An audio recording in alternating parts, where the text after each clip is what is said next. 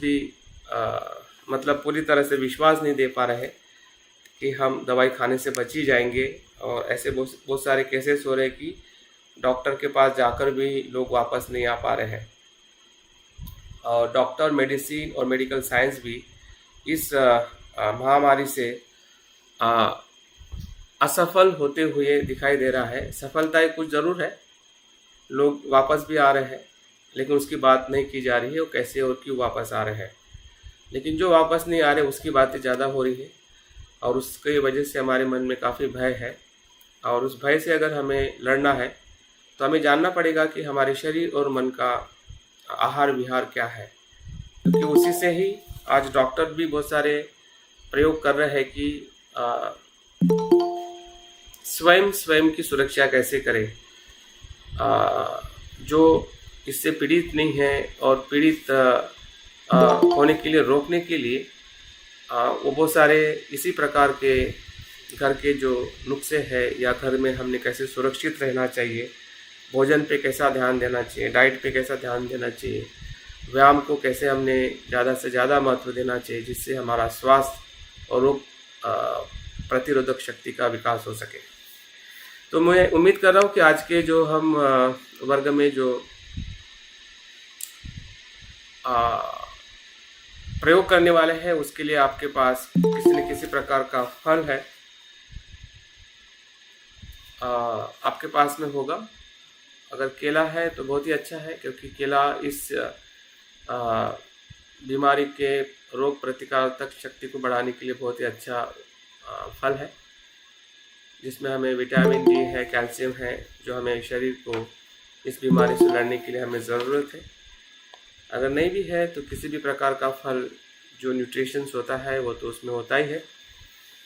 सभी फलों में, सभी सब्जियों में वो जो कॉमन जो उसका न्यूट्रिशन है वो हमेशा बना रहता है, जो हमारे शरीर के लिए उपयोगी आहार के तौर पे और साथ साथ में दवाई के तौर पे हमें उपयोगी होता है। तो ठीक है, हम आगे बढ़ते हैं विषय के साथ। हम आगे बढ़ेंगे और साथ में हम इस माइंडफुलनेस ईटिंग का, जिसमें हम स्मृतिपूर्वक भोजन क्यों कैसे करें जिससे हमें पूरी तरह से हमारे शरीर में और हमारे मन को लाभ मिल सके। तो गुड मॉर्निंग फिर से सभी को, और जो अभी जुड़ रहे हैं, और मैंने उसके पहले जो बातें बताई है और फिर से दोहरा रहा हूँ कि आज के ध्यान के लिए आपके पास में किसी न किसी फल का होना ज़रूरी है। अगर फल नहीं है तो पानी के तौर पे आप गर्म पानी है या नींबू पानी है, जो भी आपके घर में उपलब्ध है उसको आप ज़रूर पास में रखिए, ताकि उसका प्रयोग हम जो करने वाले हैं उसका हमें पूरी तरह से जानकारी मिल सके।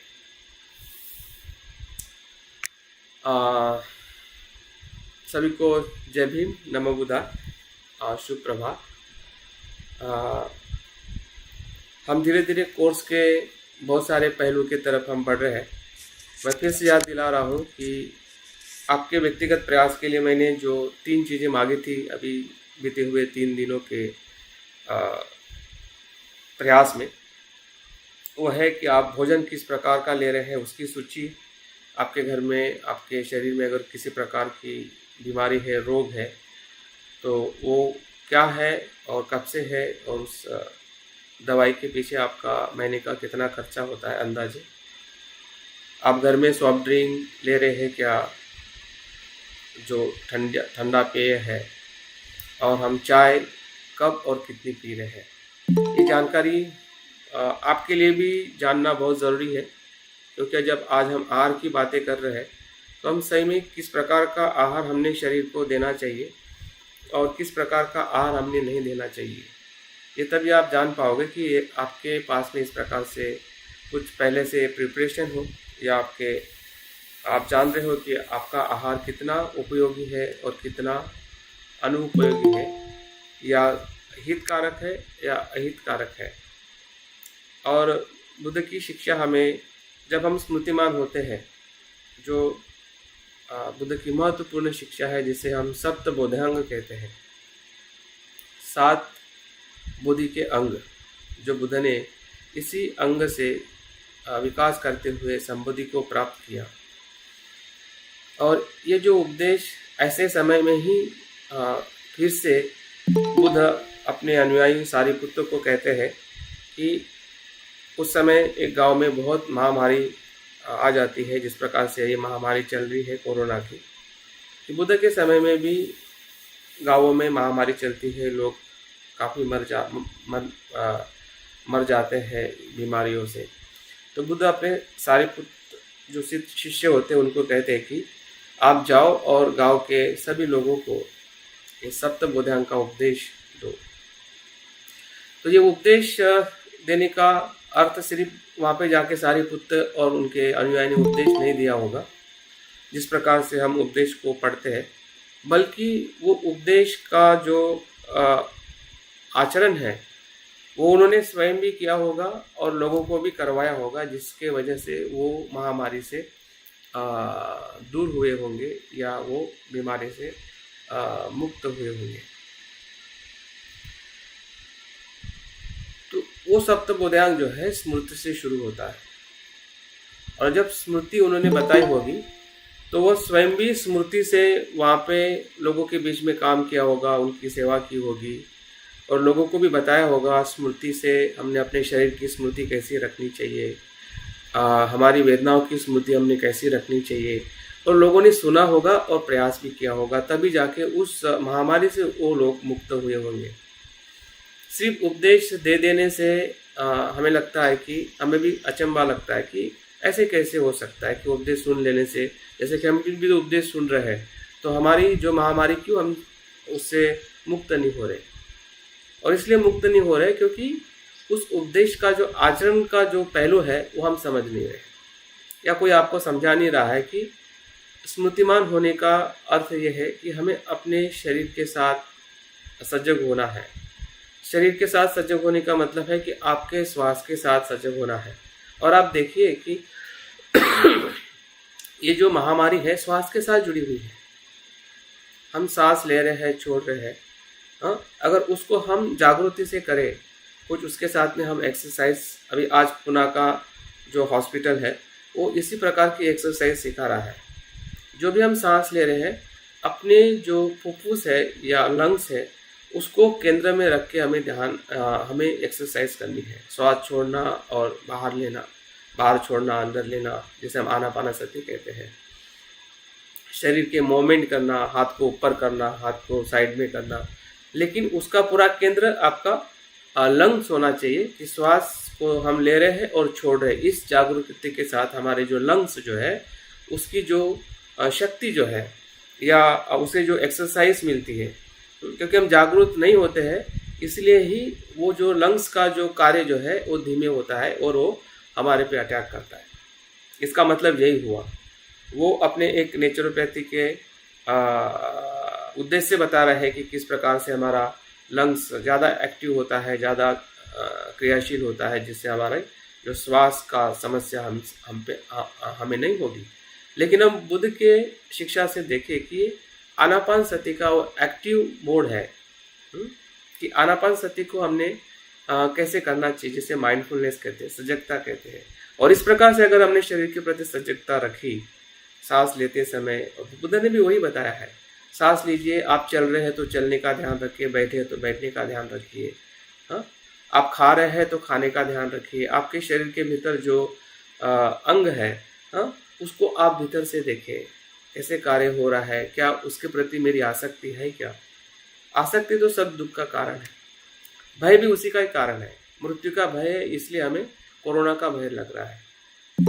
अगर हमें मृत्यु का ही भय नहीं है, मृत्यु का भय का अर्थ ही है कि शरीर के प्रति आसक्ति, शरीर के होने की आसक्ति तो मृत्यु का भय है, क्योंकि हम शरीर को छोड़ने के लिए हमारा जो मन जो है वो तत्पर नहीं है, तैयार नहीं है, क्योंकि हम उससे ज़्यादा से ज़्यादा भोग, ज़्यादा से ज़्यादा आसक्त रह के जीना चाहते हैं। तो बुद्ध ने आनापानसति से या जो स्मृति का जो पहला अंग है उसी से हमें सचेत किया है कि हमें स्मृतिमान होना है। और वहाँ के लोग जब स्मृतिमान हुए होंगे या उनको सिखाया होगा तो उनको पता चला होगा कि सही और गलत क्या है, जिसे हम धम्म विचय कहते हैं। ये बोधि का दूसरा अंग है। मैं और ज़्यादा अंग में नहीं जाऊंगा, लेकिन ये 2 अंग जो है यही हमारे पूरे आहार को, जिस बारे में आज हम बात करने वाले हैं कि हमारा आहार जो शरीर के साथ क्या उसका संबंध है और किस प्रकार का आहार हमारे शरीर के लिए उपयोगी हो सकता है और किस प्रकार का आहार हमारे लिए शरीर के लिए अनुपयोगी हो सकता है, हितकारी और अनहितकारी, हाँ, अच्छा और बुरा। यही तो धम्म विचय है। धम्म विचय में हम क्या करते हैं कि मन के विचार कौन से कुशल है, लोभ द्वेष मोह से युक्त है या लोभ द्वेष मोह से युक्त नहीं है। और जो कुशल विचार है, उस कुशल विचार के साथ में जब हम आगे बढ़ते हैं, हाँ, वही आपका प्रयत्न है। लेकिन हमें यही पता नहीं चलेगा कुशल क्या है अकुशल क्या है, और हमारे पास स्मृति नहीं होगी तो हमें कुशल अकुशल पता नहीं चलेगा। और इसलिए मैंने कहा कि आप पहले स्मृतिमान बने कि आप किस प्रकार का भोजन ले रहे हैं, आपके साथ में कौन सी बीमारियां हैं, कब से है, हाँ, और कितना आप उसमें व्यय खर्चा कर रहे हैं, और आप किस प्रकार का पेय ले रहे हैं। यह आपकी स्मृति है आपके शरीर के साथ। और इस स्मृति से जब हम अवलोकन करेंगे तब जाके हमें आहार के बारे में जो जानकारी मैं अभी आपको दे रहा हूँ, और उसी के आधार पे जब हम प्रत्यक्ष उसका प्रक्रिया में माइंडफुलनेस ईटिंग या स्मृतिपूर्वक भोजन कह सकते हैं, उसका सराव करेंगे तो हमें और बातें पता चल सकती हैं। तो आहार ये शब्द का थोड़ा अगर हम अर्थ देखते हैं जो हमें सामान्य तौर पे पता चला है या हम जानने की कोशिश कर सकते हैं। आहार मतलब हमारा भोजन, जिसे हम खाना कहते हैं, खाद्य पदार्थ कहते हैं, और दूसरी भाषा में उसको हम अन्न कहते हैं सामान्य तौर पे। लेकिन उसकी जो परिभाषा वैज्ञानिक तौर पे देखते हैं, और बुद्ध ने भी जिस प्रकार से हमें आहार का जो तत्व बताया है वो हमें एक कहानी के माध्यम से भी पता चलेगा, जिस कहानी को मैं बाद में बताने वाला हूँ।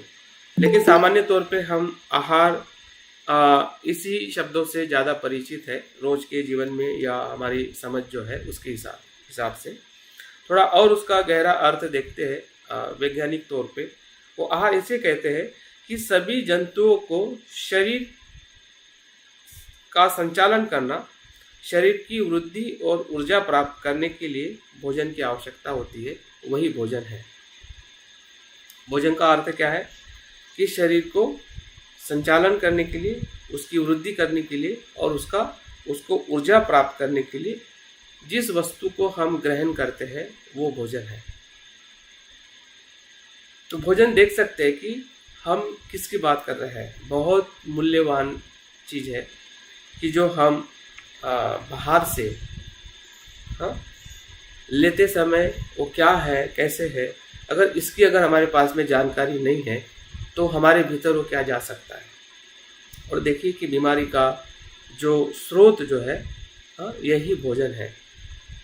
आज पूरी बीमारी जिस कोरोना के वजह से हम ग्रस्त है, भयभीत है, वो इसी ही भोजन के कारण, हम जागरूक नहीं होने के कारण हमारी जो इम्यूनिटी है या रोग प्रतिकारात्मक शक्ति जो है वो काफ़ी डाउन हो रही है, और उसी ही व्यक्ति को ये जो रोग जो है ज़्यादा असर कर रहा है।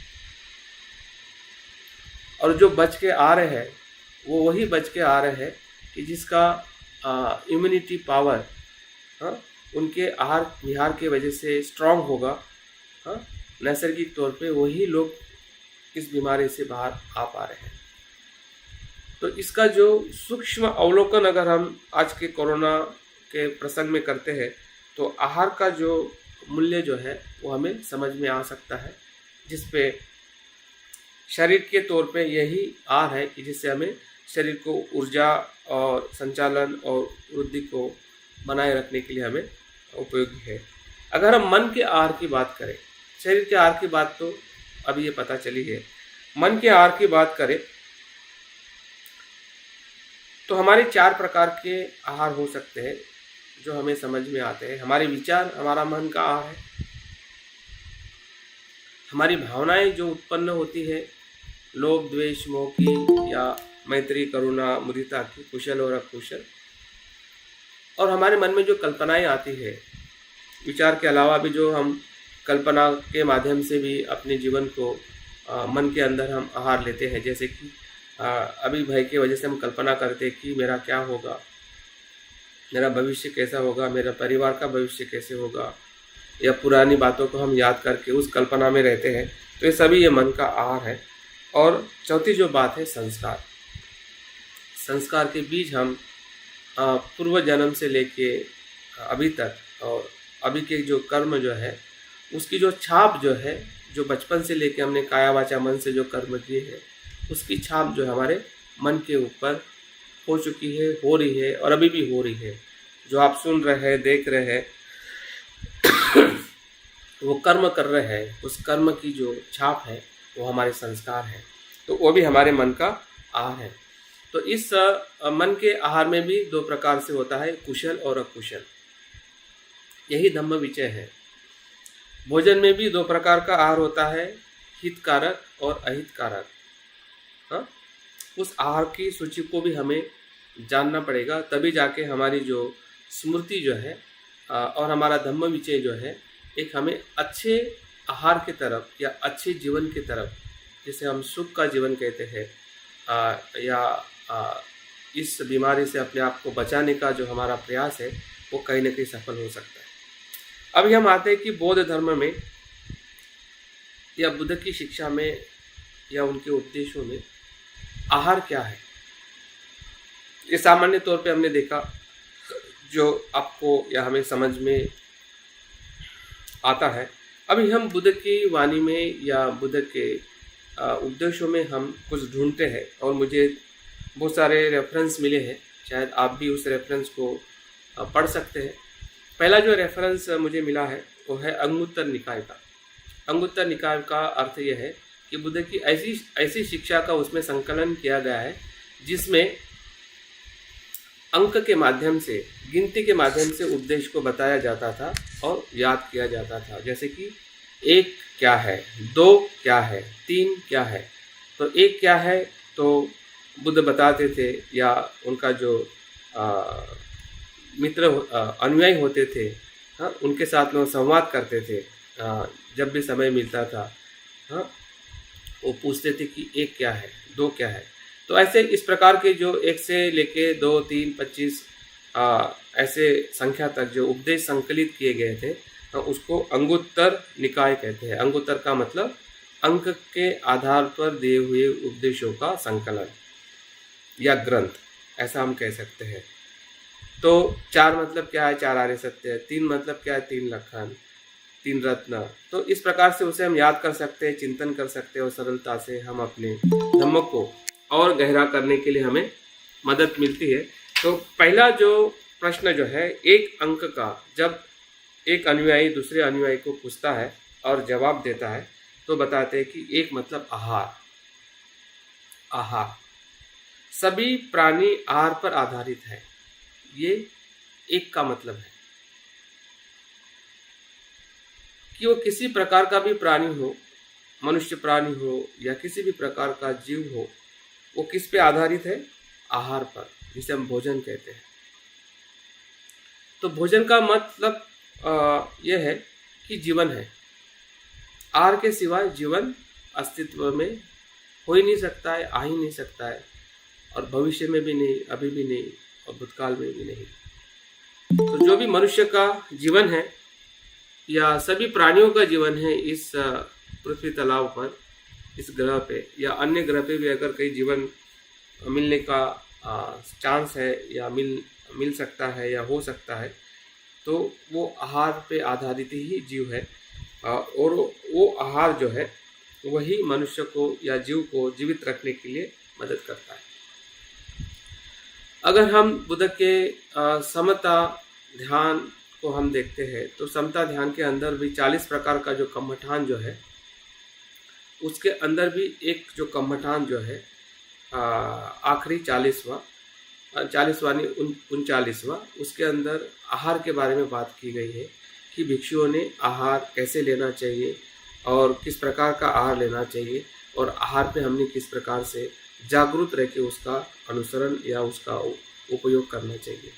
तो ध्यान के माध्यम से भी बुद्ध हमें आहार के बारे में जागरूक करते हैं और हमें साधना के माध्यम से भी बताते हैं कि हमने जागृति पूर्वक कैसे भोजन लेना चाहिए। इसी ही भोजन को जब हम 5 जो हमारे इंद्रिय है, उस 5 इंद्रियों में भोजन के साथ में संपर्क आने वाला सबसे महत्वपूर्ण इंद्रिय जो है हमारी जीभ है। जीभ से ही या मुंह से ही हम भोजन लेते हैं, जिसे हम भोजन कहते हैं। देखते हैं ये जो रस, जो जीभ है, जिससे हमें रस या स्वाद का अनुभव होता है, और उसी स्वाद से हमारा जो भोजन की हम पसंदगी करते हैं, हो सकता है कि अच्छा भोजन हो उसको हम नापसंद करें क्योंकि वो स्वाद में अच्छा नहीं है, और जो अच्छा ना हो उसको हम पसंद करें क्योंकि वो स्वाद में अच्छा है।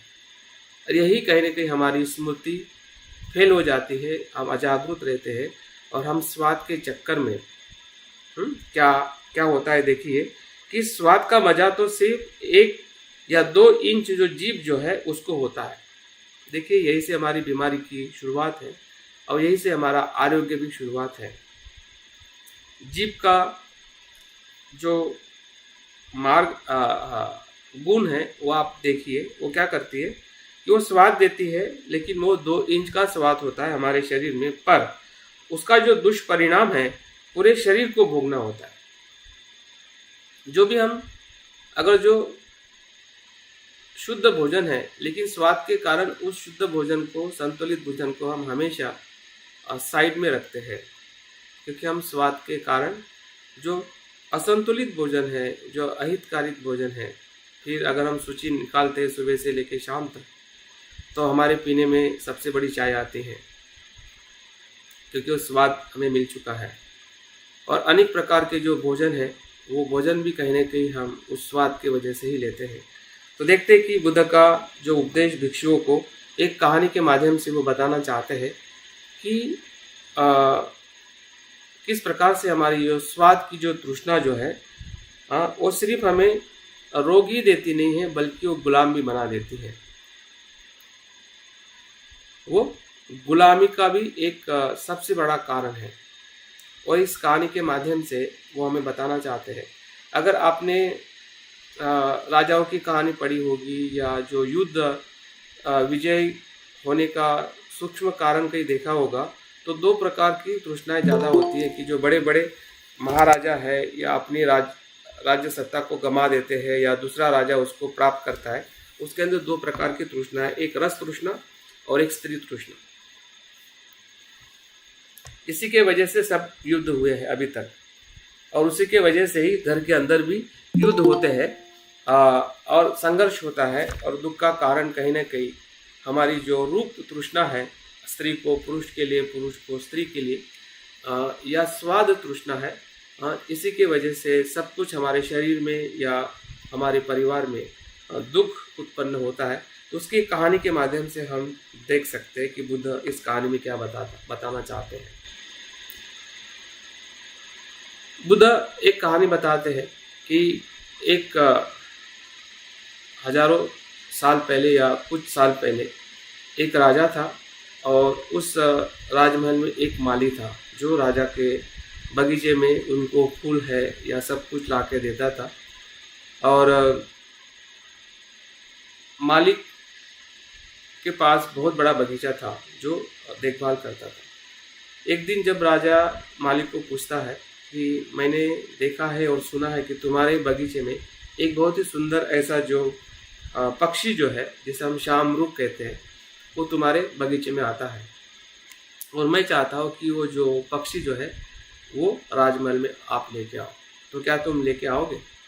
और राजा को पता होता है कि वो जो पक्षी जो है मनुष्य से हमेशा दूर रहता है, मनुष्य के समीप नहीं आता है। फिर भी राजा उस मालिक को पूछता है कि भाई तुम मेरे लिए लेके आओगे राजमहल में? तो मालिक कहता है कि महाराज हाँ मैं लेके आऊँगा, आप सिर्फ मुझे एक जो चीज़ है वो आप मुझे दीजिए, और मैं उस जो पक्षी जो मनुष्य से दूर रहता है मैं आपके समीप लेके आऊँगा। तो बोलता है कि आपको जो चाहिए मैं दूंगा, लेकिन वो पक्षी मुझे महल के भीतर चाहिए। तो माली जो होता है वो चतुर होता है, और उसको पता होता है कि उस पक्षी को किस प्रकार से गुलाम किया जाए। तो माली बोलता है कि महाराज आप मुझे सिर्फ जो है ना, जो हनी है जिसे हम मध कहते हैं, वो आप मुझे जितना चाहिए उतना दीजिए और मैं इसी के माध्यम से उस पक्षी को आपके पास में ले आऊँगा। तो महाराज हनी के बहुत सारे डब्बे, बहुत सारा हनी जो है माली को देता है और रोज जो पक्षी जो उस बगीचे के बहुत आखिरी हिस्से में आता है, जिसका उसका घर होता है, उससे काफ़ी दूर वो पक्षी आके दाने रोज चुग के जाता है। पहले दिन क्या करता है जो मालिक, कुछ जहाँ पे वो खाने के लिए आता है वहाँ पे कुछ हनी वहाँ पे छोड़ देता है उस जगह पे।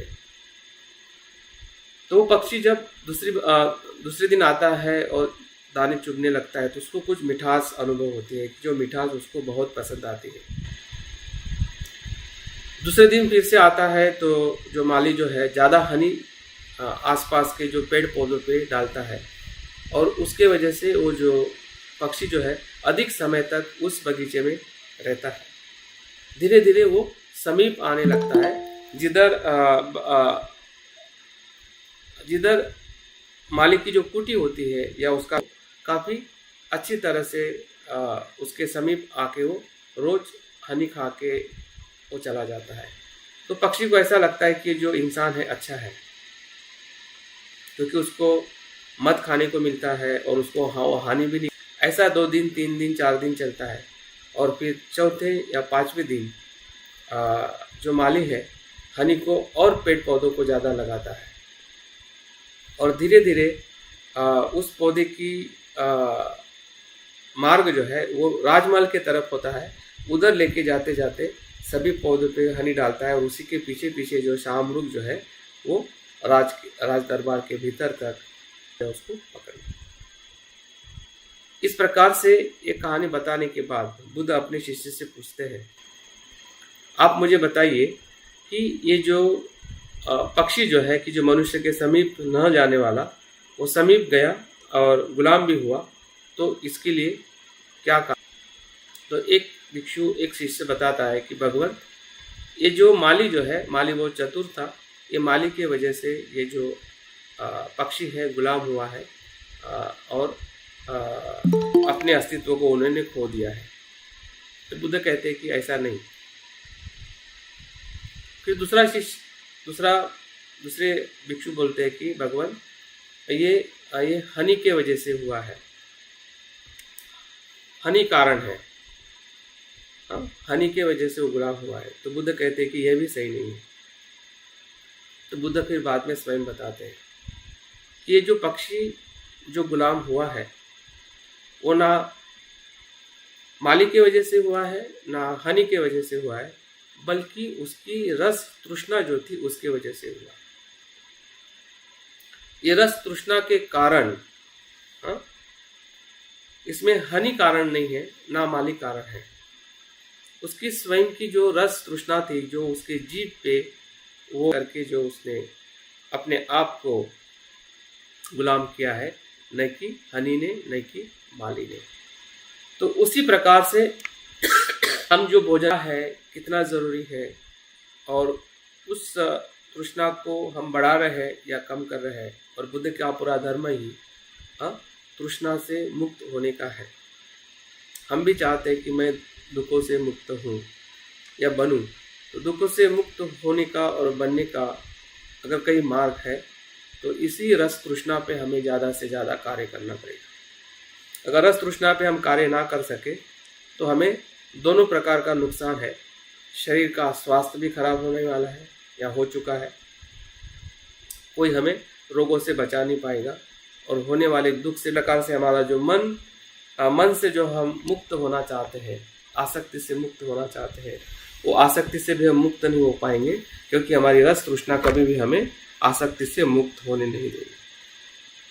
तो ये कहानी का तात्पर्य हमारे भोजन के साथ जुड़ा हुआ है। जो बुद्ध हमें रस तृष्णा के माध्यम से हमारा जो अहितकारी भोजन है वो किस प्रकार से हमें हानि कर सकता है, सिर्फ रोगी नहीं कर सकता है बल्कि वो गुलाम भी कर सकता है।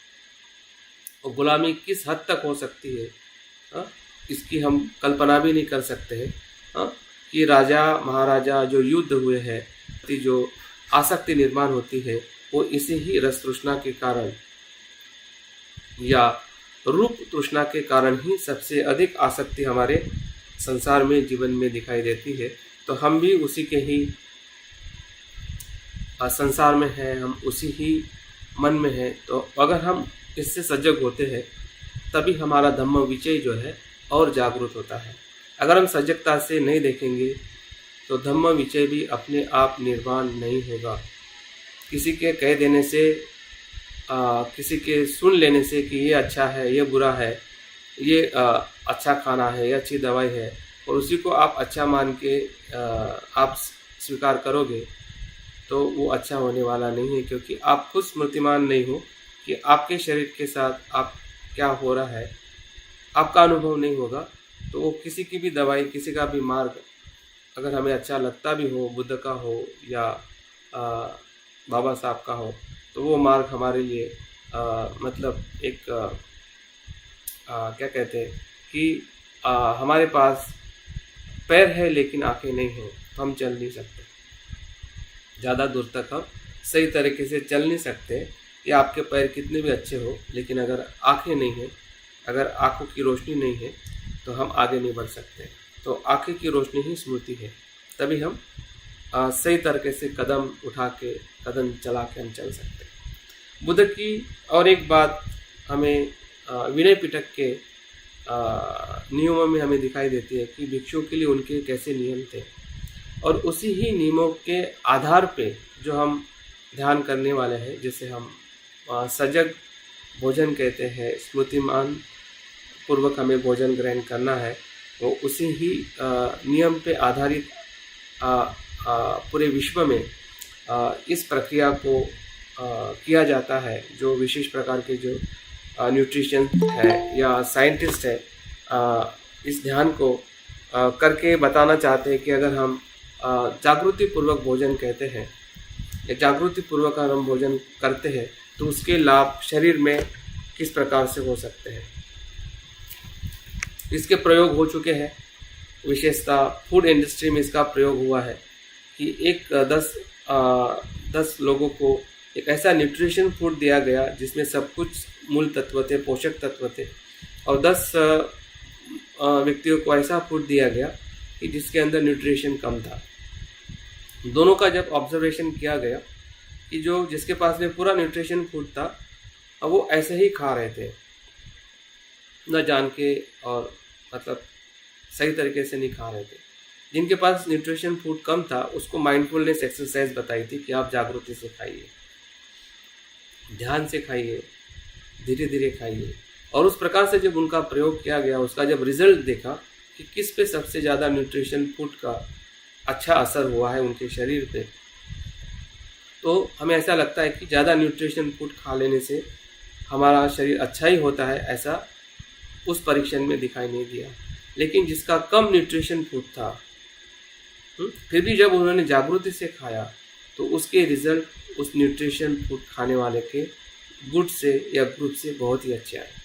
तो हम देख सकते हैं कि हमें न्यूट्रिशन फूड ज़रूर खाना है, क्योंकि हमारी जो कार्य क्षमता बढ़ाने के लिए, जो हमारे शरीर में जो हमें जैविक ऊर्जा चाहिए, शक्ति चाहिए, उसको बढ़ाने का ही कार्य जो है हमारे खाने के पोषक तत्वों में होता है, जिससे हमारे टिश्यूज़ और सेल्स बनते हैं और हमें एनर्जी प्राप्त होती है जो भी हम खाना खाते हैं।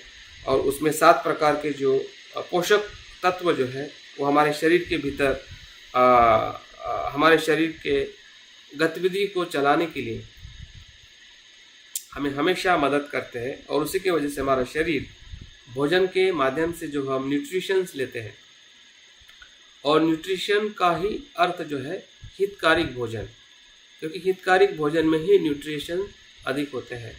जो अहितकारी भोजन है उसका मैं सूची बाद में बताऊंगा। तो वो अहितकारी या नॉन न्यूट्रिशन फूड है, दिखने में बहुत सुंदर दिखते हैं, पैक होते हैं, उसकी स्मेल अच्छी आती है, डिज़ाइन अच्छी होती है, कलर अच्छा होता है, टेस्ट अच्छा होता है, लेकिन बाकी सब कुछ न्यूट्रिशंस 99% उसमें न्यूट्रिशंस नहीं होते हैं।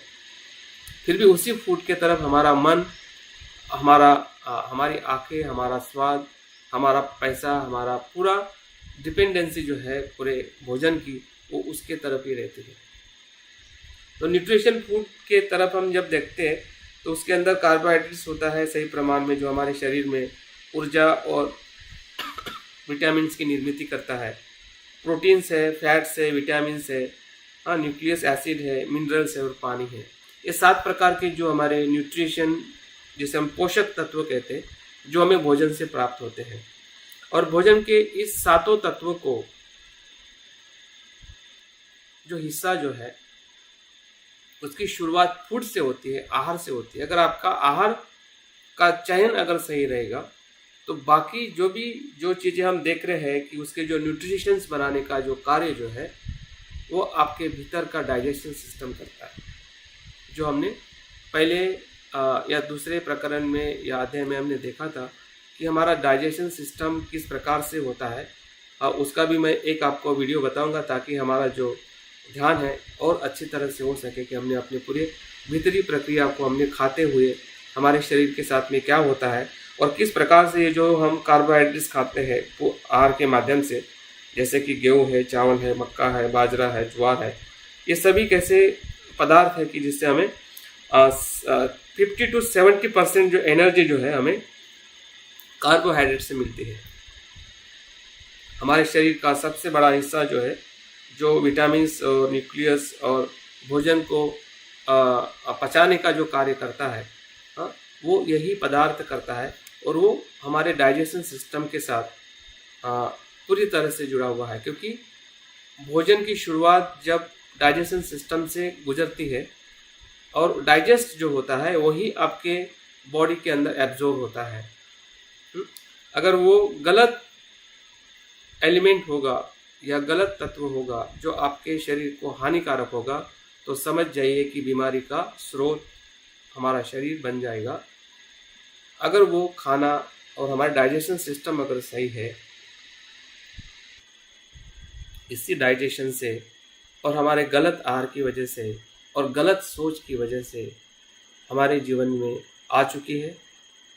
और ये बीमारी जो बड़ी बीमारी का एक भूत कह सकते हैं, एक भवंडर हमारे सामने है, उससे भी अगर हमें बचना है तो हमें तीनों चीज़ों को समझना पड़ेगा, सजग होना पड़ेगा कि हमारे विचार करने की प्रक्रिया कैसी है, हमारा भोजन लेने का जो तरीका है वो क्या है और हमारी डाइजेशन सिस्टम कैसी काम कर रही है। अगर तीनों को अगर हम सजगता से देखते हैं तभी हमारा धम्म विजय जो है वो हमें मदद करेगा कि हमने किस प्रकार का भोजन हमने ग्रहण करना चाहिए। तो बुद्ध के विनय पिटक के अंदर मैं सिर्फ पढ़ के बताता हूँ, मतलब क्या बातें वो बताना चाहते हैं, बाद में फिर हम ध्यान की तरफ बढ़ते हैं। बुद्ध ने विनय पिटक में कहा है कि भिक्षुओं को लेके, लेकिन वो भिक्षुओं के लिए ही संदेश नहीं है, क्योंकि हम भी कहीं न कहीं मात्रा में उनका उद्देश्य, उनका शरण अलग नहीं है, हमारा भी शरण वही है। और हर एक इंसान यही चाहता है कि वो सुखी बने, निरोगी बने।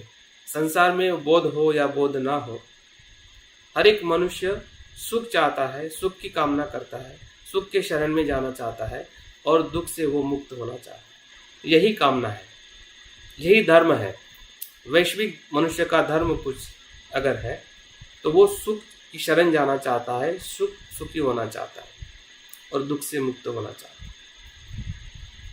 तो उस अर्थ से अगर हम देखें, भले हम बौद्ध है या नहीं है, ये मतलब नहीं करता है। मतलब ये करता है कि हम मनुष्य है और मनुष्य का धर्म स्वाभाविक तौर पे यही है कि हमें सुखी होना है। और इस अर्थ से बुद्ध की हर एक शिक्षा जो है वो हर एक मनुष्य के हित के लिए है, कल्याण के लिए है। उस अर्थ से हमने इस शिक्षा को लेना चाहिए।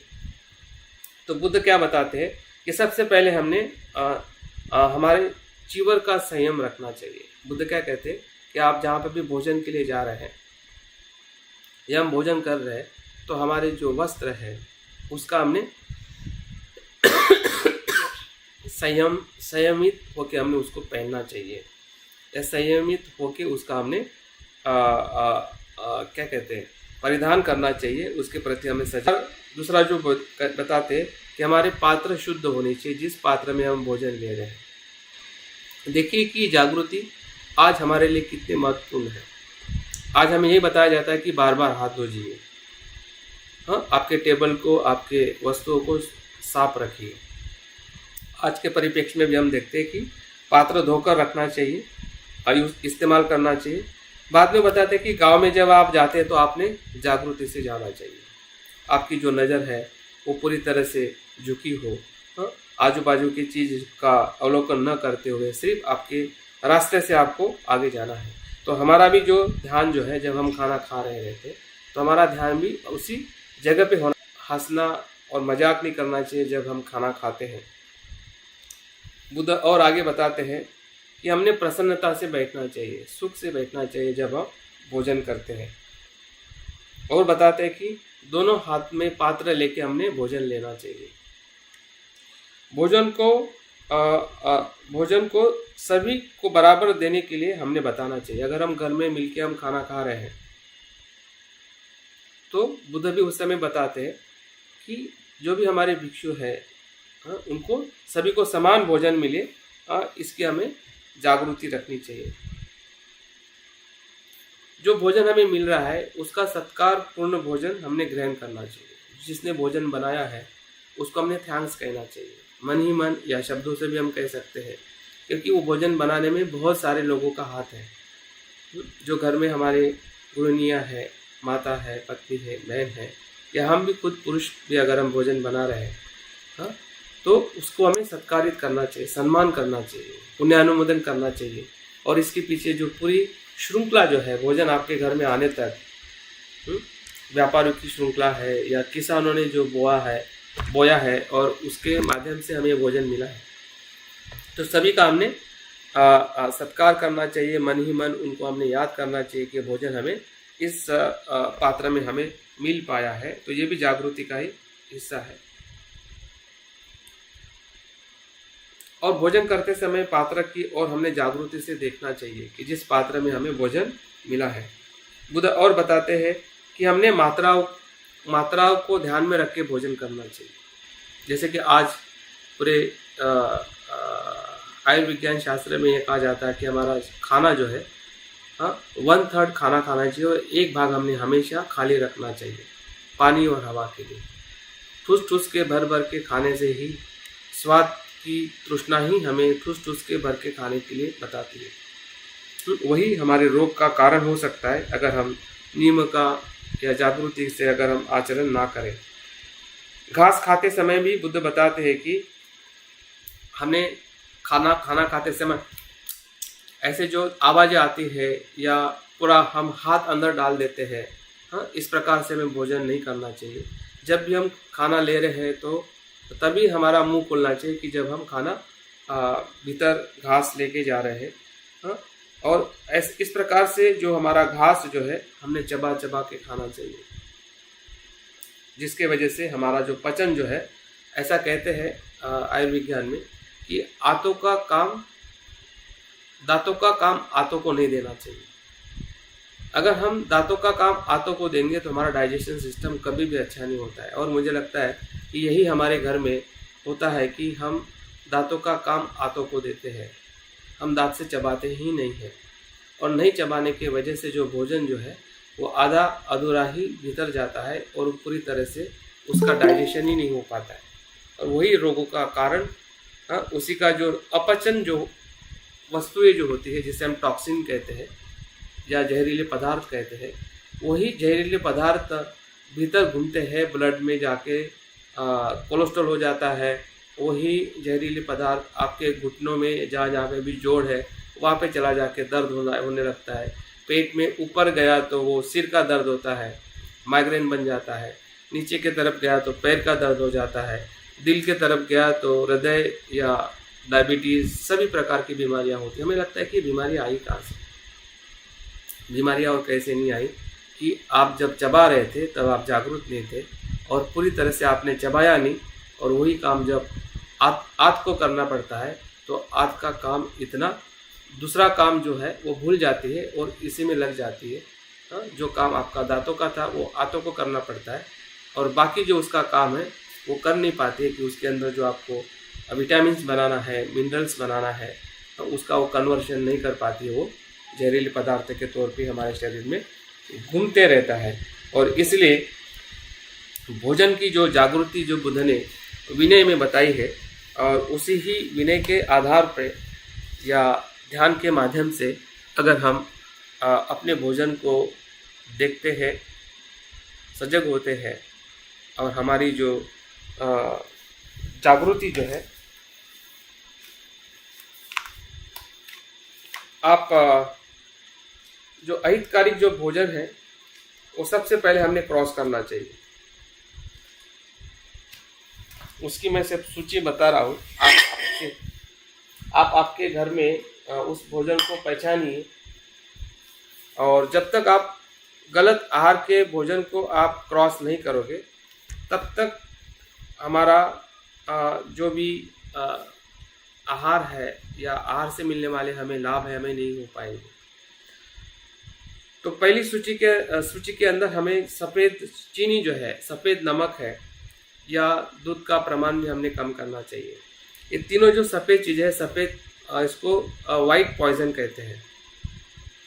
और क्यों, कैसे, इसके बारे में और हम बाद में बातें कर सकते हैं, या आप भी इसके बारे में अध्ययन कर सकते हैं, क्योंकि सफ़ेद चीनी से हमें शुगर होता है, और सफ़ेद नमक से भी हमें क्या कहते हैं, ब्लड प्रेशर होता है। सफ़ेद दूध से प्रोटीन ज़्यादा बढ़ता है, और प्रोटीन डाइजेस्ट नहीं होने की वजह से सब बीमारियां होती हैं। अगर हमें सफ़ेद दूध पीना है तो उसमें हल्दी डाल के कभी कभी आप ज़रूर पी सकते हैं। हाँ, लेकिन सफ़ेद दूध का ऐसा एक मैजिक हमारे माइंड में आया है कि सफ़ेद दूध पीने के लिए, चाय के लिए हमें ज़रूरी होता है, और हमें लगता है उसमें प्रोटीन ज़्यादा होती है तो उसका हम ज़्यादा ग्रहण करते हैं, लेकिन वो प्रोटीन हमारे शरीर में डाइजेस्ट नहीं होने की वजह से वो जहर का काम करती है। जंक फूड है, ये हमने क्रॉस करना चाहिए। कोल्ड ड्रिंक्स हमने क्रॉस करना चाहिए, डिलीट करना चाहिए। और पैक फूड जो है, जो भी पैक फूड में जो चीज़ें हम खाते हैं, हमारे बच्चे हो या हमें भी ऐसे फूड खाने में जो एक स्वाद मिलता है, उसके स्वाद तृष्णा का जो उदाहरण बताया है वो उससे हमें पता चल गया है। हमने ऑयल के अंदर रिफाइंड ऑयल को हमें कम करना चाहिए। उसके जगह पे जो मैं बताऊंगा, जो घानी का दूध मिलता है, ऑर्गेनिक आजकल काफ़ी चीज़ें ऑयल में मिल रही है, उसका हमने इस्तेमाल करना चाहिए। और जो मैदा है उसको हमें डिलीट करना चाहिए। मैदे से बनी हुई सभी चीज़ें जो है, ब्रेड है, बिस्किट है, इससे आपका जो डाइजेशन सिस्टम पूरा कोलैप्स हो जाता है, क्योंकि ये जो मैदा जो होता है वो पूरे आपके आंतलियों में वो चिपक जाता है, और चिपकने की वजह से उसके भीतर से आने वाले जो स्राव है, जो आपके फूड को पचाते हैं, वो निकल ही नहीं पाते हैं, और वो सड़ जाता है, और सड़ के फिर भीतर के अंदर जहर के तरह या टॉक्सिन की तरह वो बहते जाता है। तो हमने अगर उसका अध्ययन मैंने किया है, इसलिए मुझे पता चला है।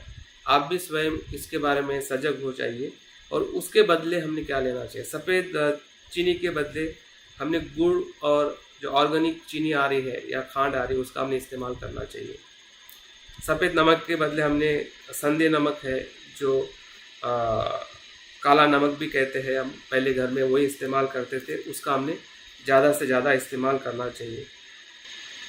दूध के बदले हमें लगता है कि उससे ज़्यादा हमें एनर्जी मिलती है, तो ड्राई फ्रूट का हमने इस्तेमाल करना चाहिए, या स्प्राउट का इस्तेमाल करना चाहिए। दोनों चीज़ जो है, जो चने को भिगो के जो स्प्राउट होते हैं, या मग है, या जो भी हमें साबुत दाने हैं, उसको हमें भिगो के स्प्राउट का इस्तेमाल करना चाहिए। अगर हमें सही में प्रोटीन की नेचुरली जो ज़रूरत है बच्चों के लिए या हमारे सभी लोगों के लिए, पहले ये सभी चीज़ें खुद पे इस्तेमाल करें। सभी घर को बदलने का प्रयास ना करें, उससे आपका संघर्ष होगा, झगड़े होंगे या वाद होगा। आप खुद के लिए आप प्रयास करिए। मैंने जब शुरुआत किया था तो मैंने अपने खुद के लिए प्रयास किया, और बाद में धीरे धीरे मैंने मेरे मिसेस को बताया, बेटी को बताया, तो उसको भी लगा कि नहीं, इस प्रकार का हमने भोजन लेना चाहिए। और हमारा वो अभी लाइफस्टाइल बन गया कि हमने भोजन में इसी प्रकार से हमने भोजन का चॉइस करनी चाहिए। ऐसा करके चॉइस, निवड़, जो पसंदगी जो है, वो आपके जीवन को बदलने वाली प्रक्रिया है। वो पूरे जीवन को बदल सकती है अगर आपने पसंदगी सही तरीके से जागृति से की। अगर नहीं की तो पूरा जीवन हमारा कोलैप्स हो सकता है, और हो रहा है। अगर कोरोना का अगर हम पे अटैक नहीं है या हो सकता है लोगों पे उसका प्रभाव हो रहा है, तो कहीं ना कहीं हमारी जो ये खाने पीने की और सोचने की हमारी जो प्रक्रिया जो है, उसी के वजह से हमें ज़्यादा से ज़्यादा हमारे शरीर पे कमज़ोर होने की वजह से ही इन सभी वायरसों का या बैक्टीरियाज का हम पे असर होता था, हो रहा है, होते रहेगा।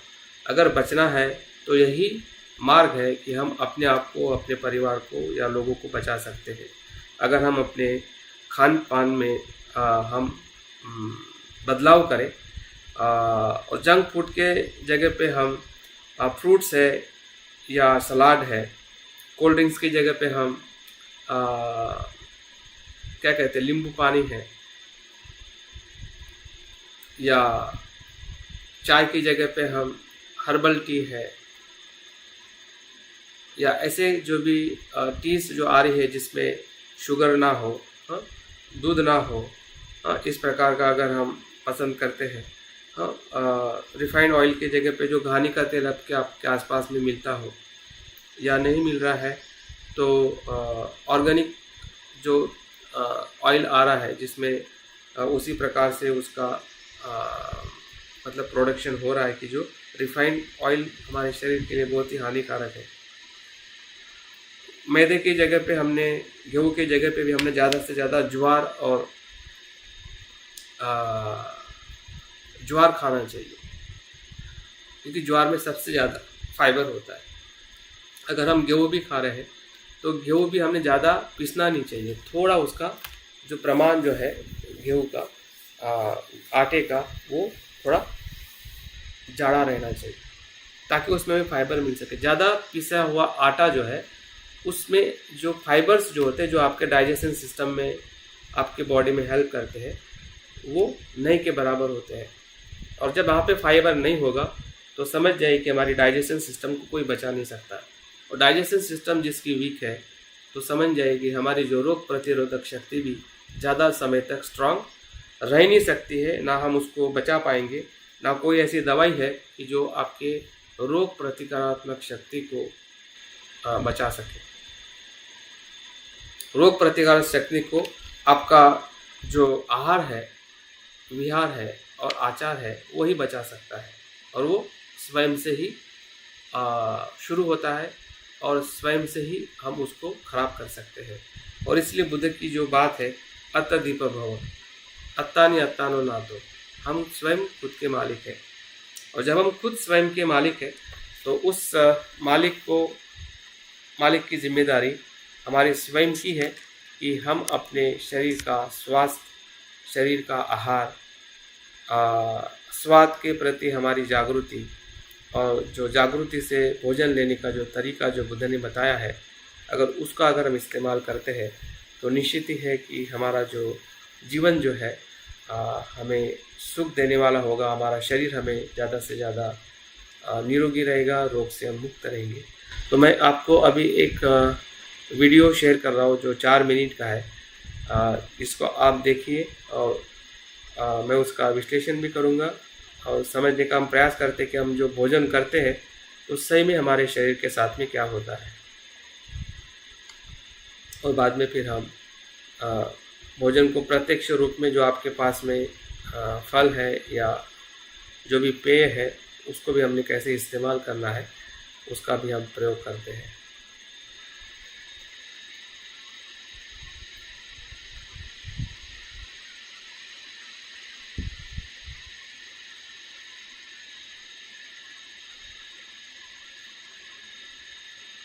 हाँ, दिखाई दे रहा है? जी सर, दिख रहा है। ठीक है, तो ये 4 मिनट का वीडियो है, ध्यान से देखिए। और सभी को नहीं दिखाया सर? दिख रहा है सर। हाँ, किसको नहीं दिखाई दे रहा है अभी? हमें नहीं दिखाया। हाँ, आपके वीडियो आप ऑन करके रखिए, आपका मोबाइल का कोई दिक्कत हो सकता है। मेरा चित्र भी दिखाई दे रहा है क्या? मैं भी दिख रहा हूँ? आप दिख रहे हो? हाँ, दिख रहे हैं। ठीक है, मेरे हाथ में केला दिखाई दे रहा है। हाँ दिखाया। ठीक है, हाँ, दिखाई दे। हाँ, ये केला जो है आज के इस कोरोना में बहुत ही महत्वपूर्ण है। कम से कम हमने 2 केला खाना चाहिए या 2 से ज़्यादा भी खा सकते हैं, क्योंकि इसमें जो हमें रोग प्रतिकारात्मक शक्ति या जो भी हमें बॉडी में चाहिए, विटामिन डी हो, कैल्शियम हो या जो भी हमें चीज़ें हमारे बॉडी में चाहिए, तो वो बॉडी में देना बहुत ज़रूरी है। और खाने में ज़्यादा से ज़्यादा आप टमाटर खाइए, वो भी कच्चे, 1 या 2। ये एक प्रकार की हमारी औषधि है। अगर हमें इस कोरोना वायरस से बॉडी के भीतर कुछ अच्छा लेके जाना है ताकि हमारा शरीर तंदुरुस्त हो सके और इससे लड़ सके।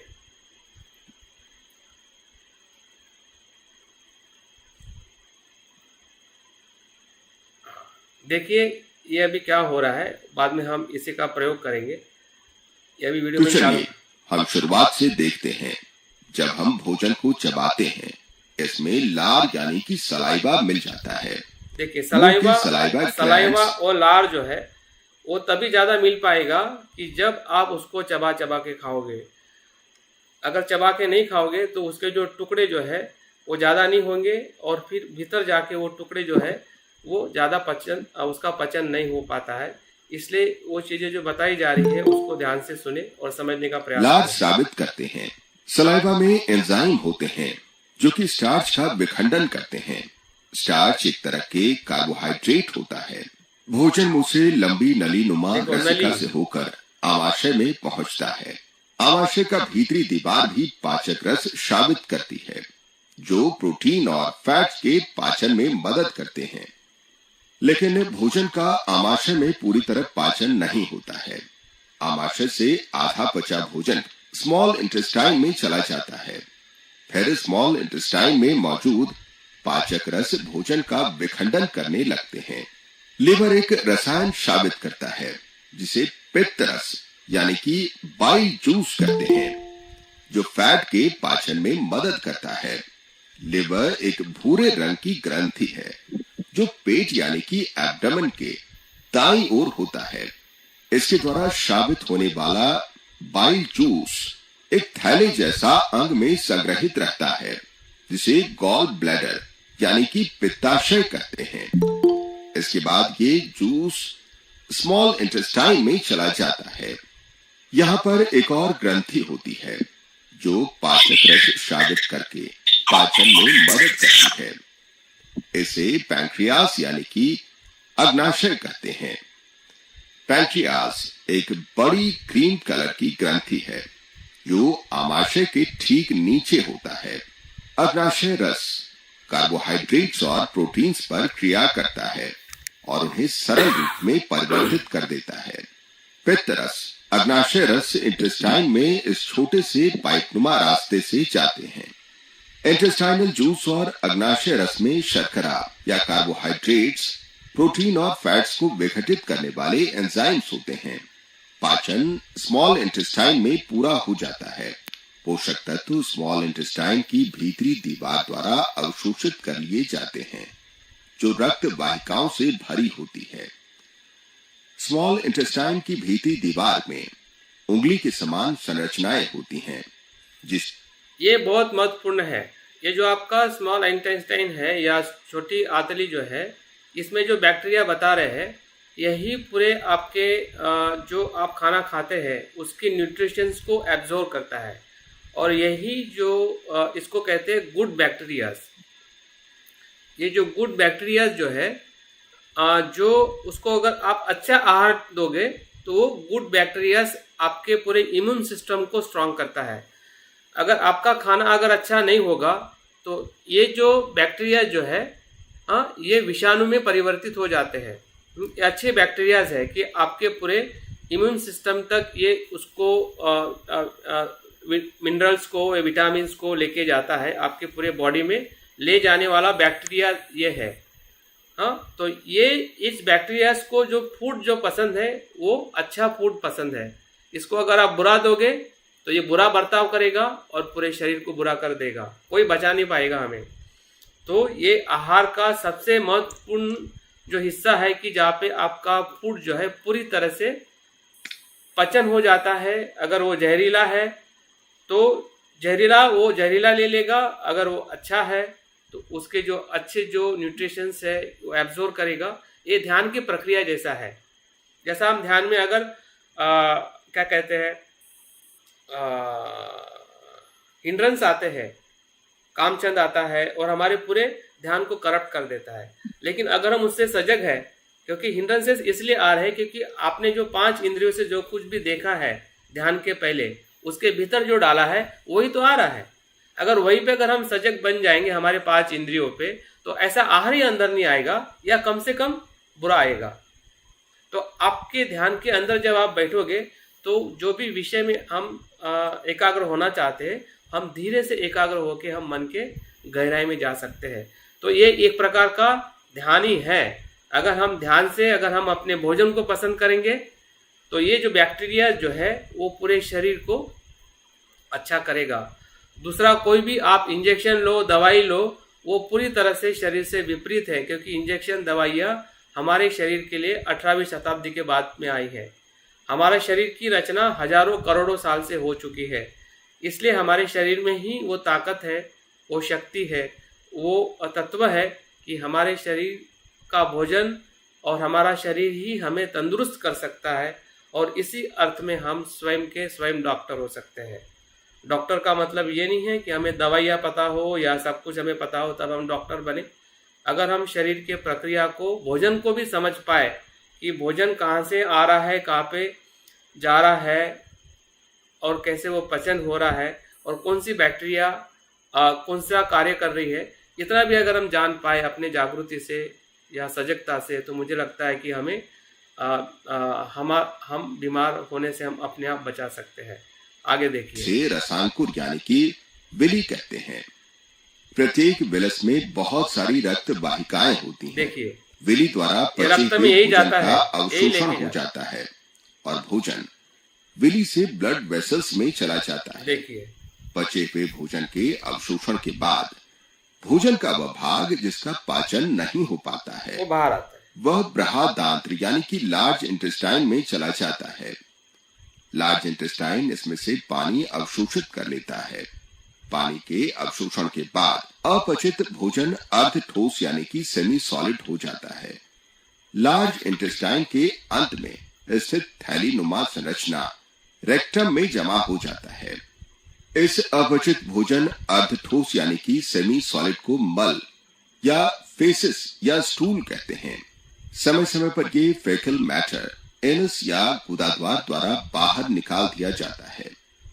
पाचन नली में मुख, ग्रसिका यानी कि एसोफेगस, आमाशय यानी कि स्टमक, क्षुद्रांत यानी कि स्मॉल इंटेस्टाइन, बृहदांत्र यानी कि लार्ज इंटेस्टाइन और इसके साथ ही मलाशय और गुदा भी होते हैं। आहार नलिका और उससे संबंधित ग्रंथियां, लिवर, पैंक्रियास, ये सब मिलकर पाचन तंत्र बनाते हैं।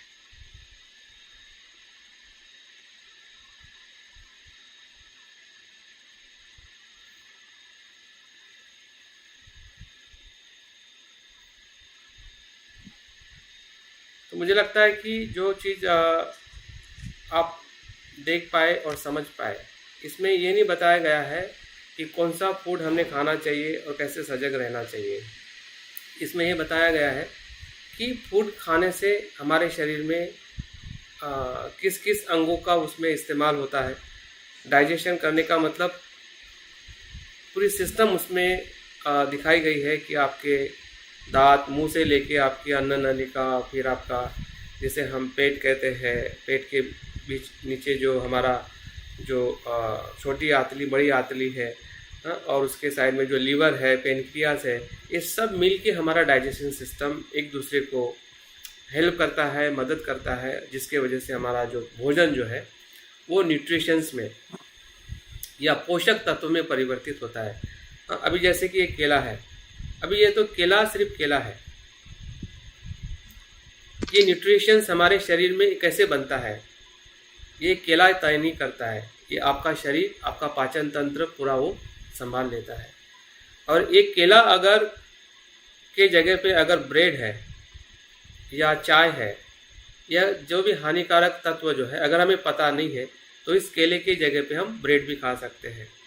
इस केले के जगह पे हम और भी कुछ जो अहितकारक है, क्योंकि हमें पता नहीं, हमें लगता है कि स्वाद अच्छा है, हमें दिखने में अच्छा लगता है, स्मेल अच्छी आती है, लोग खाते हैं, इजी होता है, और जो भी आप कह सकते हैं फास्ट होता है,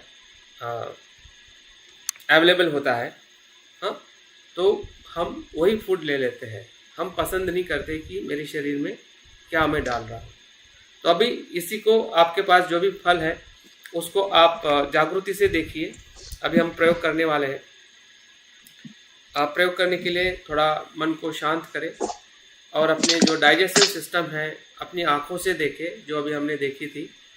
अगर आपको चित्र देखना है या देखने की ज़रूरत नहीं है, क्योंकि आप खुद ही अनुभव कर सकते हैं कि आपका मुंह है, मुंह से जाने वाला जो अन्न नलिका है उसको आप देख रहे हैं। भीतर जो आपका पेट है जहाँ पे अन्न जाने वाला है उससे जुड़े हुआ जो नली है, जिसे हम छोटी आंत कहते हैं, उसके बाद में बड़ी आंत है। पेट के बगल में जो लीवर है, पेनक्रियास है, जहाँ से हमें पाचन करने के लिए स्राव मिलता है। तो ये सभी मिलके हमारा डाइजेशन सिस्टम हुआ है और हम सजग है। हम जागृति से देख पा रहे हैं कि मेरा डाइजेशन सिस्टम में क्या क्या अंग है।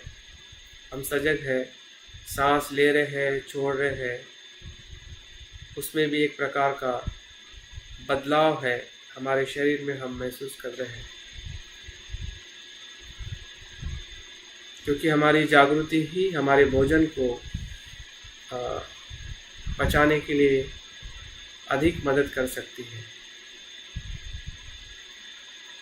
अभी धीरे से आंखें खोलनी है और आपके सामने अगर प्लेट है, जैसे कि मेरे पास ये प्लेट है और फल है, जैसा बुद्ध ने बताया है उसी प्रकार से अगर हम कोई भी भोजन लेते हैं, या अगर आपके पास में किसी प्रकार का पेय है, अगर फल नहीं है, तो उसको भी आप आपके प्लेट में आपके सामने टेबल पे देखिए।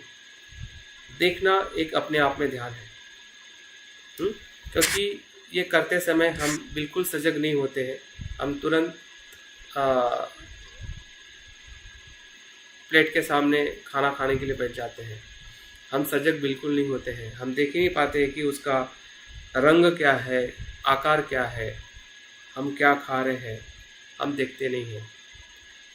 वो देखना वो आपके जागृति का सबसे महत्वपूर्ण पहलू है। वो देखने से आप सत्य को देख सकते हैं। आप देखिए सत्य को कैसे हम देखते हैं। सत्य, बुद्ध ने क्या बताया है कि अनित्य है, अनात्म है, और वो सुख और दुख देने वाला है। सुख तब देगा कि जब हम संपूर्ण जागरूक होंगे। अगर हम जागरूक नहीं है तो वही जो तत्व है हमें दुख देने वाला है। तो अभी केले का अगर मुझे खाना है तो केले का मैंने कलर भी देखना है और आकार भी देखना है। और जब मैं उसको छूता हूँ, अगर हम खाने को छूते हैं भोजन लेते समय, तो उसका स्पर्श भी हमें अनुभव करना चाहिए कि गर्म है, ठंडा है, और स्मेल को भी हमें अनुभव करना चाहिए। क्योंकि स्मेल जो आई है वो कहीं ना कहीं आपको पसंद आ रही है या नापसंद आ रही है।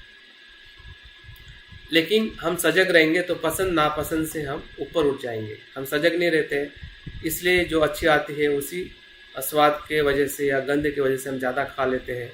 या हमें गुस्सा आता है तो हम खाने पे गुस्सा उतारते हैं, बनाने वाले पे गुस्सा उतारते हैं।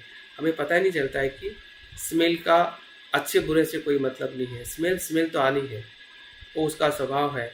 अगर हम जागृति से देखेंगे तो वो स्मेल के प्रति जो हमारी जो अच्छी बुरी सोच है उससे हम ऊपर उठ जाएंगे, और वही सुख है, वही ध्यान है। हाँ, ध्यान सिर्फ आंखें बंद करके रहना ही वो ध्यान है, ऐसा नहीं है। वो तो एक प्रकार का अनुभव है जब हम आंखें बंद करके ध्यान करते हैं। लेकिन आंखें खोल के भी ध्यान करना ये बुद्ध ने हमें सिखाया है।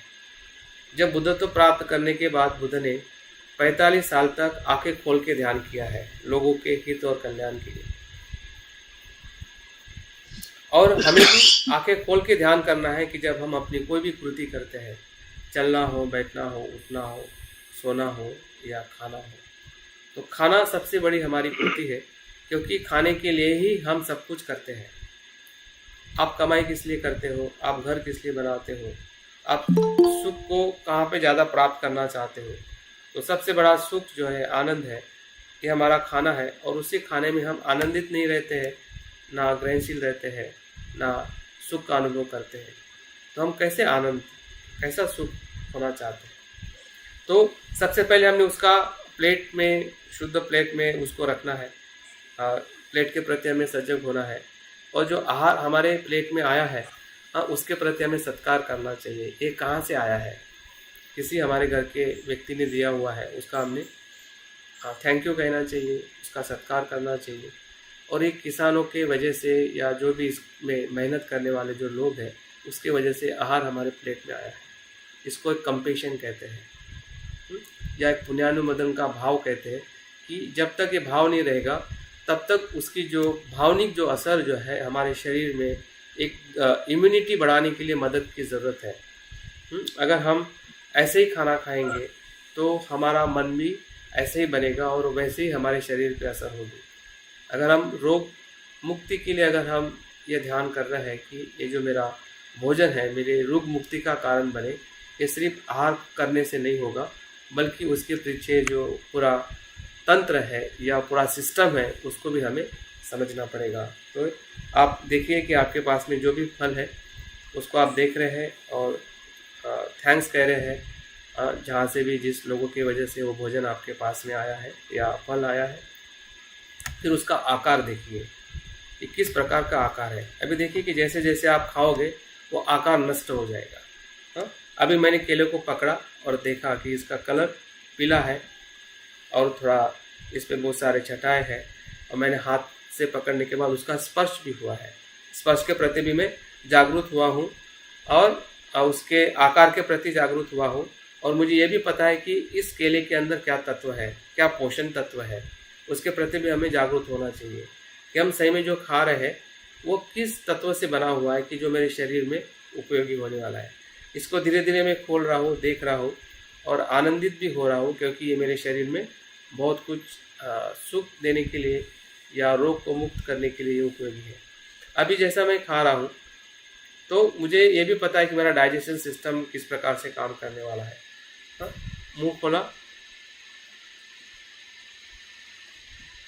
आप भी आपका जो फ्रूट है, जो आपके पास में पेय है, उसको भी आप उसी प्रकार से ग्रहण करें। देखिए कि आप जो चबा रहे हैं उसमें आपके दांत इस्तेमाल हो रहे हैं।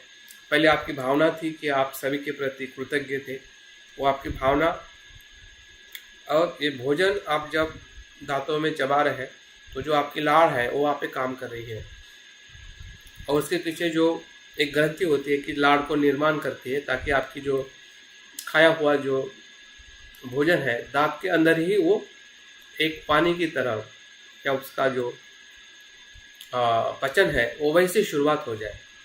अगर हमने दांतों पे अगर ज़्यादा से ज़्यादा अगर उसकी हमने पचन की प्रक्रिया करते हैं तो आपका डाइजेशन सिस्टम अपने आप में तंदुरुस्त होगा।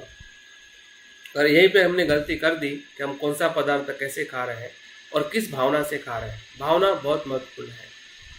भावना अगर गलत है, भावना अगर जागरूक नहीं है, आप कितना भी खाना खाओ, जैसे कि हमने देखा कि वो प्रयोग किया गया था कि एक माइंडफुलनेस खा रहा था और एक माइंडफुलनेस नहीं खा रहा था। तो भले वो न्यूट्रिशन फूड होगा, बुरा फूड तो बुरा असर करेगा ही, लेकिन जो अच्छा फूड भी हम पे असर इसलिए नहीं करेगा क्योंकि हम उस भावना से वो ग्रहण नहीं कर पा रहे। तो अभी देखिए कि इसका कलर भी बदल गया है और उसका साइज भी धीरे धीरे बदल रहा है। देखिए कि आप जो खा रहे हैं वो किस प्रकार से अन्न नलिका से होते हुए उस पेट में जा रहा है, और वहाँ पे भी कोई उसका जो केमिकल गतिविधियाँ है, जो एंजाइम्स है या जो पदार्थ है या एसिड है, वो उसमें उसको पचा रहा है। वो पेट अपना काम कर रहा है, लेकिन वो उतना ही पचा पा रहा है जितना उसकी क्षमता है। बाकी जो फूड का जो पार्टिकल्स है या उसका जो पचा हुआ जो पदार्थ है वो छोटे आंतली में जा रहा है, क्योंकि वहीं पे सबसे बड़ी प्रक्रिया होती है। और मैंने कहा कि जो गुड बैक्टीरिया जो है जो आपके पूरे खाए हुए, अभी इसमें जो विटामिन डी है, कैल्शियम है, जो भी इसमें न्यूट्रिशंस होगा, वो न्यूट्रिशंस को वो पूरी तरह से एब्सॉर्ब करता है, वो ब्लड में लेके जाता है। सबसे बड़ा काम उसका है, जो छोटे आंतली का। अगर आपके ये फूड में अगर न्यूट्रिशन नहीं है, अगर इस जगह पे ब्रेड है, तो ब्रेड क्या करेगी, उसमें मैदा है, मैदा क्या करेगा, वो आपके छोटे आंतली में जाकर क्या करेगा, उस गुड बैक्टीरियाज को गलत पोषक तत्व देगा। वो तो लेगा क्योंकि उसका वो काम है लेना, लेकिन वो तंदुरुस्त नहीं होगा, और वो क्या करेगा, वही जो गंदगी जो है उसके माध्यम से जो हमने खाया है वो ब्लड में लेके जाएगा, और पूरे ब्लड में जाएगा मतलब पूरे बॉडी में हर जगह पे फैल जाएगा। देखिए कि उसके बाद में ही धीरे धीरे आगे की प्रक्रिया वो होने लगती है। उस प्रक्रिया में पूरे, अगर हम जो भी आहार लेते हैं, जिस प्रकार का आहार लेते हैं, अगर हमारा ज़्यादा रोटी सब्जी ऐसा होता है तो करीबन वो पचने के लिए हमें 8 घंटे लगते हैं, या 6 से 8 घंटे लगते हैं। ऐसे पदार्थ पचने में ज़्यादा से ज़्यादा 1 या 2 घंटा लगते हैं। जैसा हमारा पदार्थ होगा, आहार होगा, उस प्रकार से जो हमारा डाइजेशन सिस्टम उसको पचाता है। पानी जल्दी पच जाता है, लिक्विड जल्दी पच जाता है, लेकिन जैसा पदार्थ का जो सॉफ्टनेस है, हार्डनेस हमारे शरीर में जाता है, वैसे उसको पचाने में उतना समय लगता है। और वो जो न्यूट्रिशंस है, जो हमारे शरीर में फैट की ज़रूरत है, मिनरल्स की ज़रूरत है, विटामिन्स की ज़रूरत है, कार्बोहाइड्रेट की ज़रूरत है, जिसे हम फाइबर कहते हैं, तो इस सभी की ज़रूरत हमारे शरीर में है, जिससे शरीर ऊर्जा मिलती है, या हमारे शरीर में जो भी गतिविधियां हम कर पा रहे हैं, बोल पा रहे, चल पा रहे या जी पा रहे, वो उसी की वजह से है। तो इसलिए हमने जो फूड हम खा रहे हैं, देखिए कि अंतिम जब आप फूड को देखोगे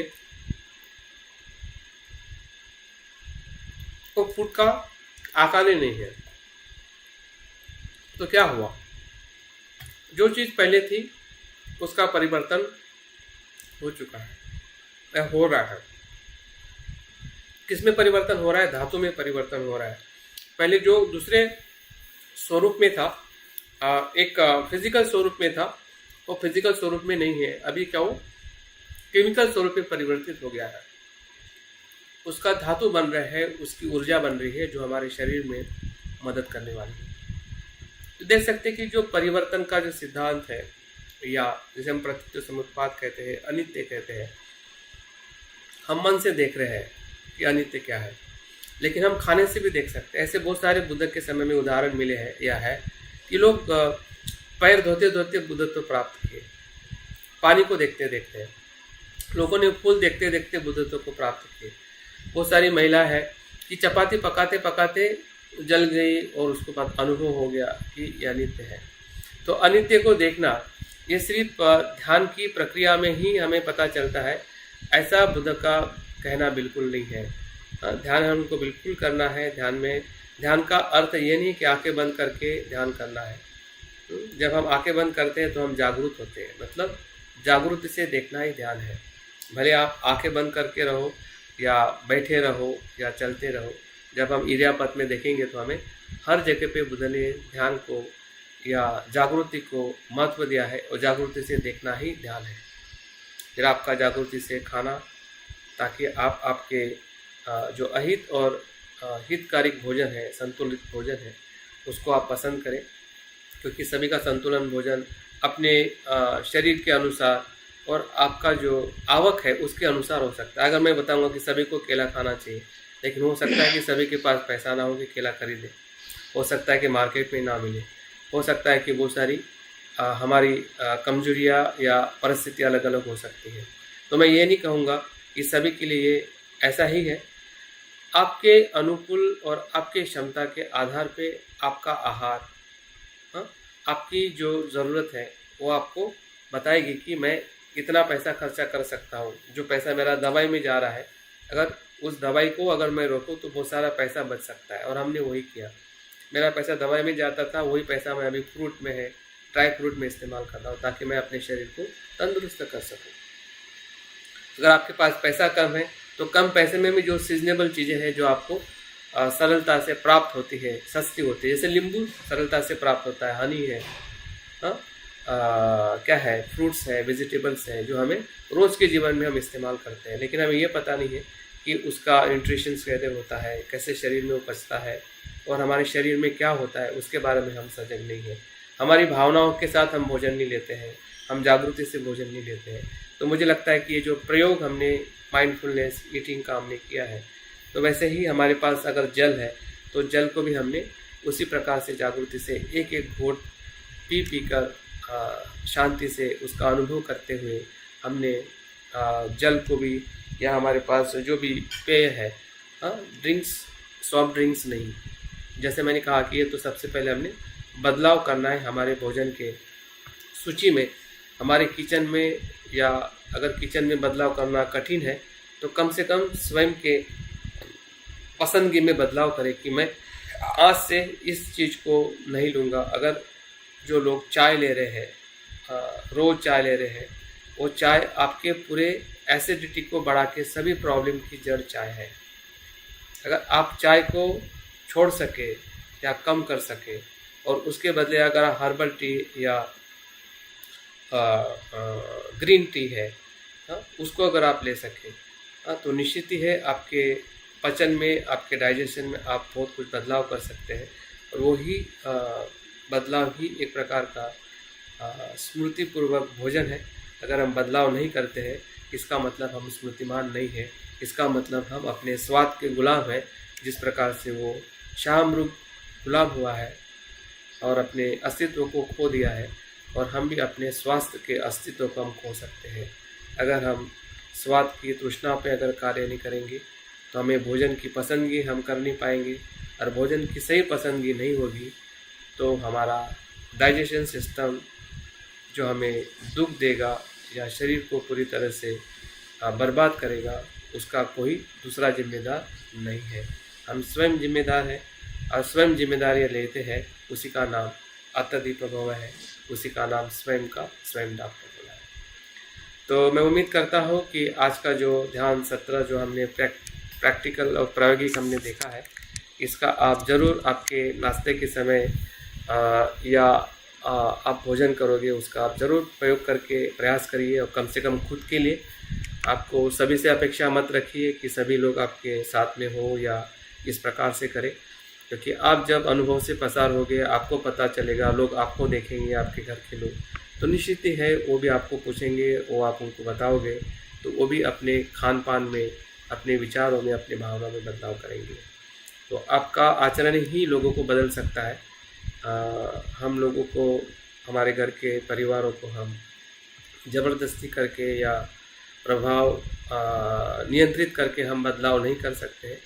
तो आप अच्छे बनोगे, आप प्रयोग करोगे तो उसका प्रयोग का असर ज़रूर हमारे आसपास के परिवार के लोगों पे होगा, और वो भी उस प्रयोग को स्वीकार करने के लिए तैयार होंगे। तो बहुत बहुत धन्यवाद आज के सत्र के लिए। आप सभी ने समय देके इस सत्र को सुना, देखा, अनुभव किया, और इस अनुभव के साथ आज का सत्र जो है हम यहाँ पर समाप्त करते हैं। नमो बुद्धाय, जय भीम।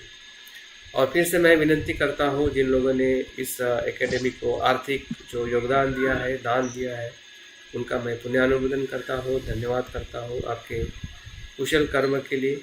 और आपका एक कुशल कर्म बाकी कुशल कर्म करने वाले लोगों को भी प्रेरित करे, और मैं उम्मीद करता हूँ कि बाकी लोग भी दान से इस एकेडमी को मदद करें। जय भीम, नमो बुद्धाय। सर एक चीज पूछना था सर। हाँ पूछिए अशोक जी। सर ये केला जो है ये खाली पेट खाना चाहिए या कुछ खाने के बाद खाना? देखिए, फ्रूट कभी भी जो है आप खाली पेट खाइए, यही सबसे अच्छा है। अच्छा सर।